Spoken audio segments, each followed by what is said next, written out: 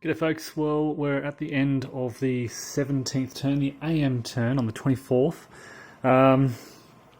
Germans are really driving through here. They're trying to extend this bulge through Marsh and Famem and Rochefort here, trying to drive towards the Meuse. Now, I don't know if they can actually get across the Meuse, but in the very least, they're really, my thinking over the last couple of turns has been to stretch the American lines.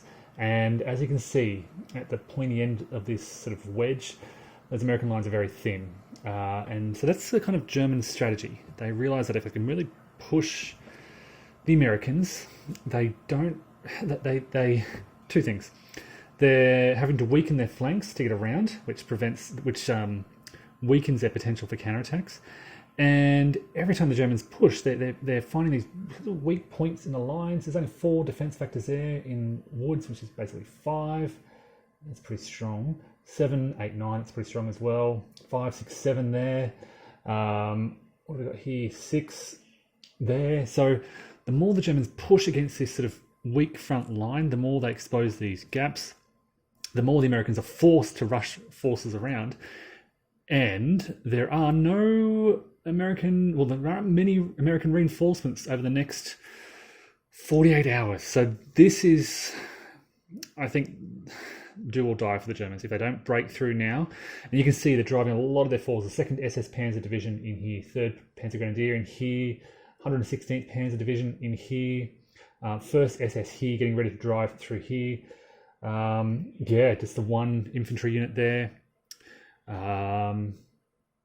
12th SS over here.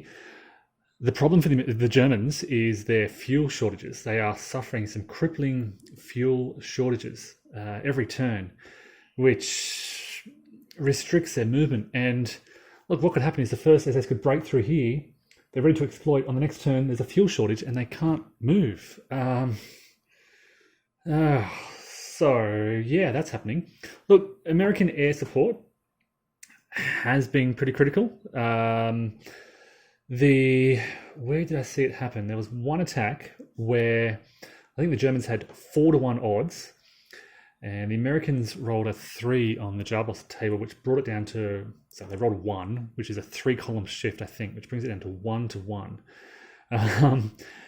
This is the swings of luck. So 4-1 odds brought down to 1-1 because of American air support. The Germans rolled a 5-fight. They committed their strong elite armoured unit. I can't remember where the battle was. I think it was around here somewhere, which caused a D1 result. They rolled a 1 and got a D1 result. So, yeah, back and forth swings now in these combats.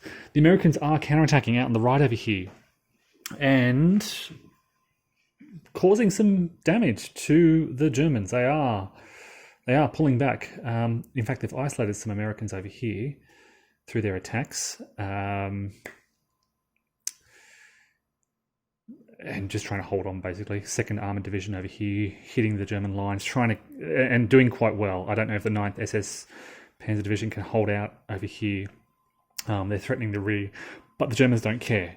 Basically, yes, what's going to happen? You're going to outflank these positions, you don't flank our positions, whatever, it doesn't matter. This is our objective, driving through in the west. So the Germans have really stretched out their line along here to focus their efforts on this area, and that's what's happening. That's where the drive is taking place. So with a PM turn coming up, the Germans will place some night markers, and there are a lot of good eligible stacks. 1st SS here with some nice big stacks of hard-hitting, fast-moving units. I've also got the 2nd SS in here, not as... Oh no, there's a few good stacks potentially here that I can get. And then we've also got the 3rd Division in here, and 116th also has some decent units. So, I mean, only 3 markers, but some potential here for a night exploitation by the Germans if they can set this up well in the PM turn. All right, stay tuned. I'll report back soon.